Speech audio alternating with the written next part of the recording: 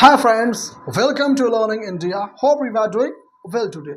स्वागत है आप सबका हमारे लर्निंग इंडिया पर। उम्मीद है कि आप सब ठीक ठाक होंगे। आज हम बात करने वाले हैं सेंटेंस के बारे में। आज हम सेंटेंस आप लोगों के बीच लेकर के हाजिर हैं। सेंटेंस जिसको हम हिंदी में वाक्य कहते हैं।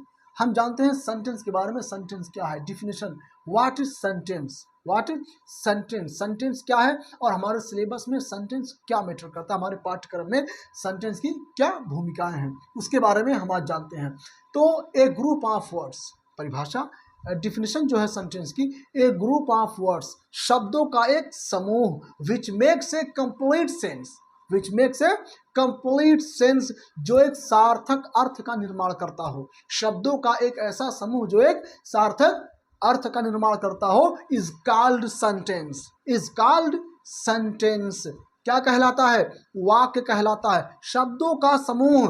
देखिए यहाँ पे मैंने दो सेंटेंस लिए हैं, दो सेंटेंस मैंने लिए हैं। एक ही गोज टू स्कूल, दूसरा यू रीड द बुक।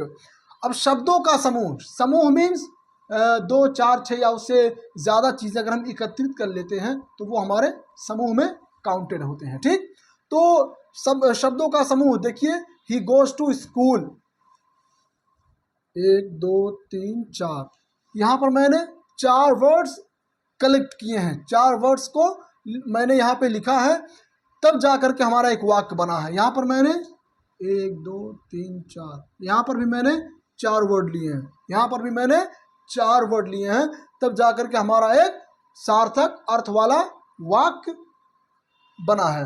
तो यहाँ जानना ये ज़रूरी है कि शब्दों का समूह, कुछ लोग कहते हैं कि शब्दों के समूह को वाक्य कहते हैं, शब्दों के समूह को वाक्य कहते हैं। तो आइए जानते, थोड़ा उसके बारे में भी जान लेते हैं। अब देखिए, शब्दों का ये तो एक समूह तो हो गया। अब आइए एक समूह और क्रिएट करते हैं। गोज हो गया, टी, स्कूल और ई। मैंने इसी को उठा करके नीचे लिख दिया, लेकिन मैंने क्रम को बदल दिया। जिस क्रम में सेंटेंस को यहाँ पर लिखा गया है, उस क्रम में सेंटेंस को मैंने यहाँ पर नहीं लिखा। मैंने इस वाक्य के क्रम को, जो लिखने की जो उसके क्रम होते हैं, मैंने उसको बदल दिया। अब यहाँ पर हमारा कोई सार्थक मतलब नहीं निकल रहा है। इस लाइन में इसको हम वाक्य बोल ही नहीं सकते, क्योंकि हम वाक्य तभी बोलेंगे, शब्दों के उस समूह को जब हम वाक्य कब बोलते हैं, जब जाकर के हमारा एक सार्थक अर्थ निकलता है, जब हम उससे एक सार्थक अर्थ का ज्ञात करते हैं, तब जाकर के उसको हम वाक्य बोलते हैं। अदरवाइज सिर्फ शब्दों के समूह को हम वाक्य कभी नहीं बोल सकते, जब तक कि उससे हमको एक सार्थक अर्थ की प्राप्ति ना हो। तो यहाँ पर ही गोज टू स्कूल, वह स्कूल जाता है। यू रीड द बुक, तुम किताब पढ़ते हो। इन शब्दों के समूह से हमको एक सार्थक अर्थ का ज्ञान हो रहा है, सार्थक अर्थ का ज्ञान हो रहा है। यहाँ पर भी हमको एक सार्थक अर्थ का ही तो ज्ञात हुआ, ही गोज टू स्कूल। अब यहाँ मैंने उस क्रम को बदल दिया है, तो ये क्या हो गया?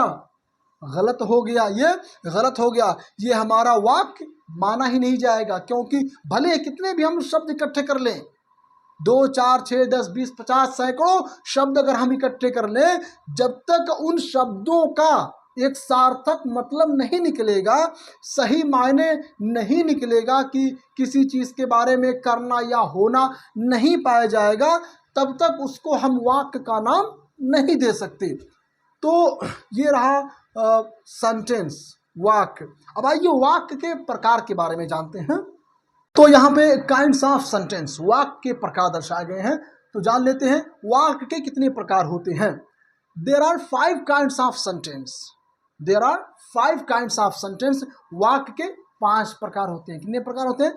5 प्रकार होते हैं। Number 1, assertive sentence. क्या? असर्टिव और डिक्लेरेटिव सेंटेंस, सकारात्मक या घोषणात्मक वाक्य। दूसरा आपका है इंट्रोगेटिव सेंटेंस, प्रश्नवाचक वाक्य। तीसरा आप क्या है?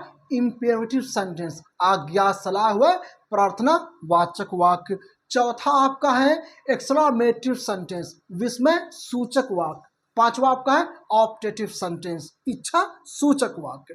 तो इन सब के बारे में एक एक करके इन सबको हम डिफाइन करेंगे अगले वीडियो में, इन सबको हम डिफाइन करने वाले हैं। तो तब तक के लिए